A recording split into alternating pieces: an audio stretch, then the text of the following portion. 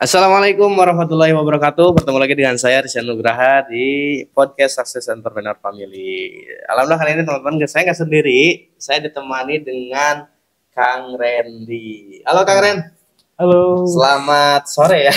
Selamat sore. Selamat sore teman-teman semua. Alhamdulillah teman-teman, di sini saya akan bedah juga. Ini adalah salah satu teman saya, di mana beliau ini adalah dulunya pengusaha kelapa. Ya, lebih tepatnya betul. Pengusaha kelapa ya, sampai dulu dikemanain kelapanya Kang Randy? Itu ke pasar. Ke pasar. Iya, itu dibawa sendiri, dijual sendiri atau gimana? Iya, saya beli ke bandar-bandar waktu itu di kampung, saya tampung di rumah saya. Nah, setelah tertampung bawa ke pasar. Bawa lagi ke pasar, dijual. Ada keuntungan? Keuntungan alhamdulillah lumayan besar. Alhamdulillah lumayan besar. Kalau lumayan besar kenapa berhenti? Nah, justru itu kenapa sih Oke, bisa jangan dulu dibahas dong, jangan dulu dibahas. Kenalan dulu nih, Oke, siap. Namanya, kemudian umurnya berapa, asli mana itu, coba Kang Randy. Oke, siap teman-teman. Assalamualaikum warahmatullahi wabarakatuh. Perkenalkan, nama saya Randy, asal saya dari Tasikmalaya. Alhamdulillah, kalau menurut usia sekarang 17 tahun, tapi masa lalu ya. Kalau sekarang, alhamdulillah usia sekarang 30. 30? Ya, 30 usia. Alhamdulillah anak sekarang baru punya satu. Baru punya satu? Baru punya satu. Nambah lagi dong? Insya Allah lagi proses.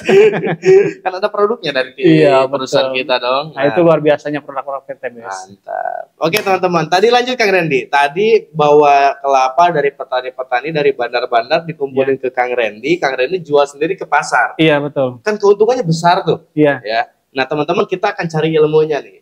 Bagaimana, tapi bukan mencari ilmu dalam bagaimana beliau berusaha di kelapa. Tapi nanti teman-teman simak terus ya kisahnya. Ada perubahan yang luar biasa di dalam Kang Randy ini teman-teman. Oke Kang Randy, lanjutkan silakan Kang Randy. Nah dulu saya punya usaha di kelapa ya. Emang modalnya cukup besar. Betul. Cukup besar, bahkan awal modalnya itu dari bank juga. Pinjam. Oh, dari pinjam juga. Iya, dari pinjam. Karena kalau misalkan melihat latar belakang keluarga kan tidak mampu gitu. Pengen punya usaha sendiri. Cuman yang luar biasanya orang tua saya gitu, yang mendidik saya bahwa jangan pernah mau belajar jangan pernah mau kerja di tempat orang. Betul. Gitu. Karena kenapa? Karena karakter ataupun pola pikir ketika kita jadi karyawan, ya pola pikirnya gitu-gitu aja gitu. Nah, beda halnya seperti kita punya usaha sendiri yang dimana pola pikirnya pasti beda sama yang karyawan. Nah, itu yang dididik sama bapak saya gitu waktu dulu sampai sekarang. Jadi jangan pernah kerja di luaran sana gitu. Yang penting punya usaha sendiri sekecil apapun, tapi kita bosnya. Betul. Gitu. Pengembangannya pasti beda gitu. Betul. Dan alhamdulillah semenjak itu saya buka konveksi juga, iya. Konveksi udah beres, udah bangkrut, buka lagi usaha di kelapa dan bangkrut juga di kelapa. Kirain beres itu udah sukses maksudnya gitu. Enggak gitu. Jadi beres itu gulung tikar. Iya, gulung tikar. Jadi teman-teman, beres di sini maksudnya itu gulung tikar ya, bukan beres berarti berhasil. Tapi teman-teman, tapi setidaknya adalah itu pengalamannya Kang Randy, yang dimana Kang Randy itu berubah jauh lebih baik lagi. Nah, tapi sekarang udah berada di Best Corporation ya. Iya, betul. Dikenalin sama, dulu itu dikenalin sama Kang Ferry. Kang Ferry. Ya, Kang Ferry karena teman atau gimana? Iya, teman sekolah. Dulu itu sama Kang Ferry saya sekolah dari SMP sampai SMK itu bareng-bareng terus. Selama 6 tahun itu bareng-bareng. Sahib lah ya. Iya, sahabat lah. Besti kalau bahasa sekarang. Tapi sekarang kan bareng-bareng Ferry juga udah bisa beli mobil secara cash. Iya, betul. Juga udah bisa beli mobil secara cash. Nah, ini teman-teman uniknya di Best Corporation ini di mana adalah untuk sukses itu yaitu dengan cara cuma satu hal teman-teman. Bisa mensukseskan tim kita. Ya. Sukses itu di Best Corporation ini adalah ketika bagaimana caranya melihat tim kita, teman-teman kita sukses, nah kita udah pasti sukses teman-teman. Karena itu udah hukum alam, hukum bisnis. Nah, tadi Kang Randy bilang nih, ya di luaran sana untuk jadi lebih baik jadi pengusaha. Iya, ya. Betul. Padahal jadi pengusaha itu resikonya satu, rugi. Iya. Yang kedua, kaya raya. Iya, betul. Ya, itu yang saya tahu. Yang pertama resikonya itu kalau rugi udah pasti rugi.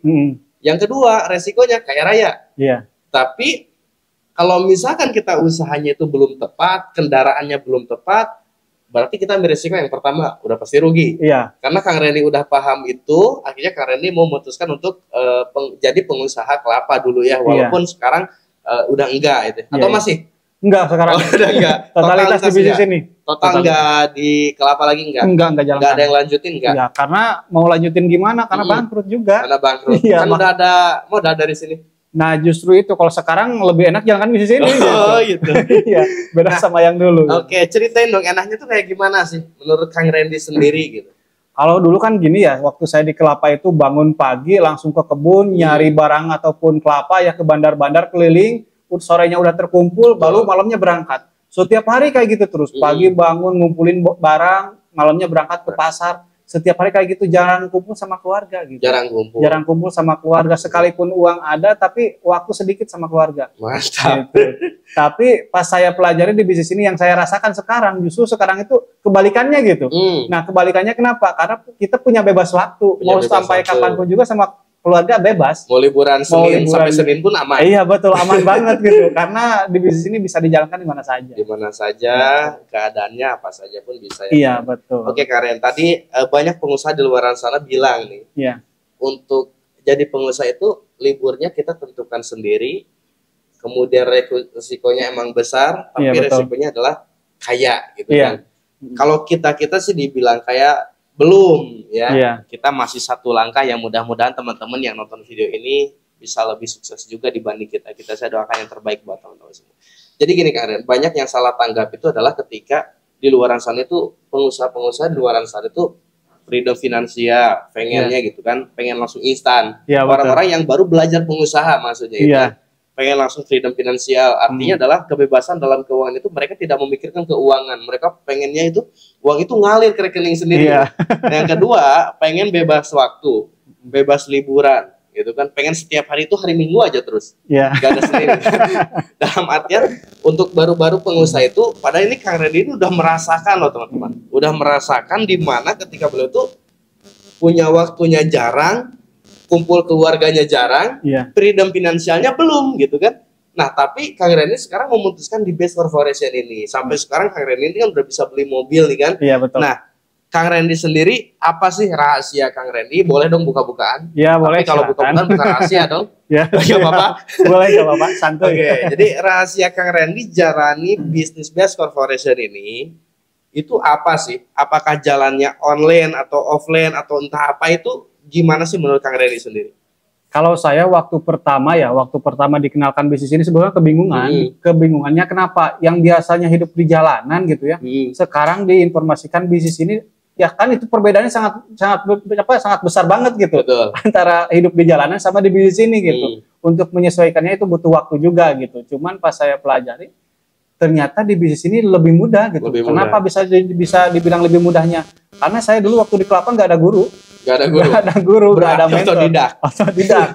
Tapi di bisnis ini pertama kita masuk pun juga langsung dibimbing.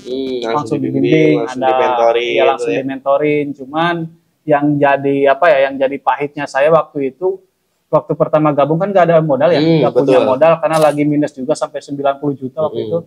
Sempat minus juga. Minus 90 juta karena di usaha yang sebelumnya gitu.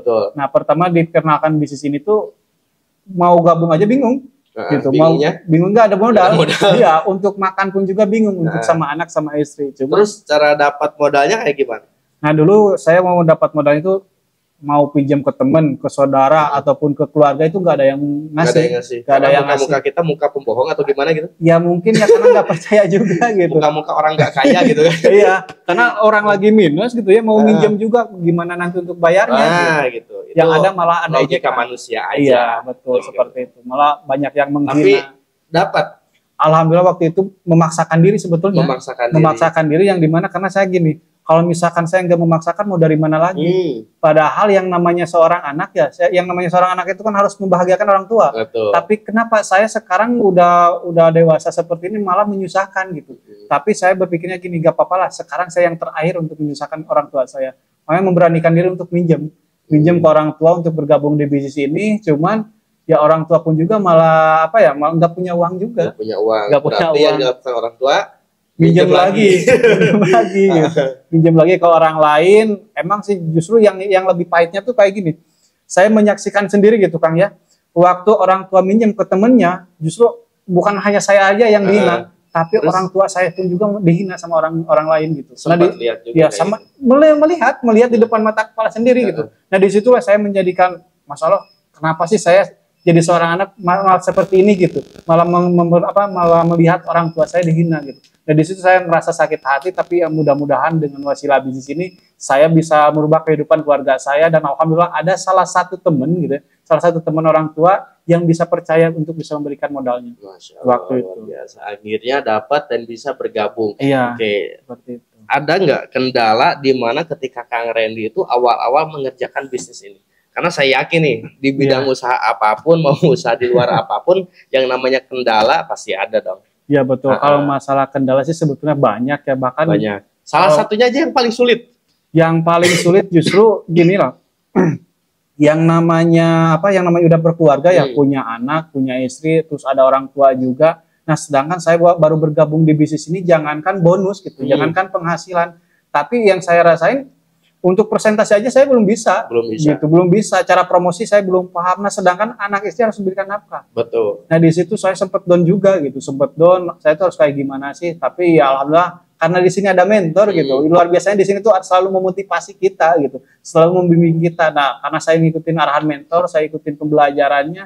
Nah, yang jadi pahitnya ketika pertama saya belajar di bisnis tuh saya nggak bisa nafkahin untuk istri. Belum bisa nafkahin untuk istri yang terbaik. Sampai 2 bulan waktu itu. Saya belum bisa ngasih untuk kehidupan sehari-harinya. Sampai istri jualan makanan ringan, bikin cimol. Oh, sempat jualan makanan ringan kayak gitu. Untuk menyambung hidup gitu. Nah, di situ saya sempat ya Allah, saya sebagai suami kok kayak gini banget gitu. Kayak nggak ada artinya gitu. Itu saya ngalami juga. Itu sampai laki-laki tuh jadi nggak ada harga dirinya buat saya pribadi gitu. Cuman kalau bagi saya waktu itu semakin tertekan, justru saya semakin semangat gitu. Semakin semangat untuk secepatnya berhasil di bisnis ini. Makanya saya komitmen aja sama keluarga, ya udah pokoknya saya nggak akan pulang sebelum saya berhasil di bisnis ini. Dan itulah menjadi kunci saya, kunci saya sukses di bisnis ini itu ya karena itu motivasi yang sangat besar dari keluarga, apalagi nggak punya saudara. Punya saudara, coba bayangkan. Bingung yang kita pengen bantunya itu minta bantunya ke siapa? Iya. Kalau misalkan saya gagal di kehidupan saya, gimana dengan orang tua saya gitu yang udah melahirkan saya. Terus yang namanya istri kan dulunya pasti dibahagiakan sama orang tuanya. Seperti kita membahagiakan anak kita gitu, memanjakan anak kita. Dan masa iya sama saya di bawah sengsara gitu. Setega itu saya gitu.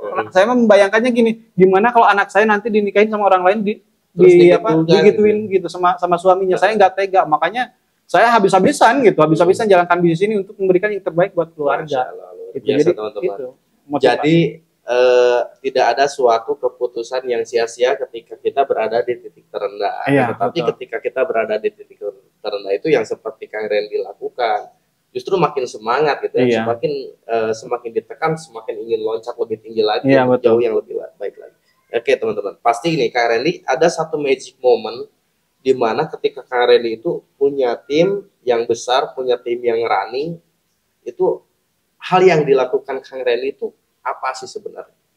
Kalau saya ya untuk di tim saya pribadi gini, kalau saya mah lebih ke inspirasi gitu. Karena gini, yang namanya kita memotivasi orang mungkin 1 jam 2 jam itu mereka akan semangat gitu. 1 hari 2 hari mereka akan semangat. Tapi dengan inspirasi kita, dengan pergerakan kita, mereka akan jauh lebih semangat lagi. Makanya gimana caranya supaya tim saya secepatnya berkembang gitu, secepatnya seperti memiliki karakter seperti saya, udah saya melakukan dulu dengan diri sendiri gitu. Berarti dengan cara memberikan contoh. Iya, memberikan contoh. Saya mencontohkan dulu kayak gini loh perjuangan saya, langkah-langkahnya kayak gini, ya udah yang gimana sambil lakukan dong. Iya, pastinya kalau sambil melakukan. Dilakukan nggak mungkin.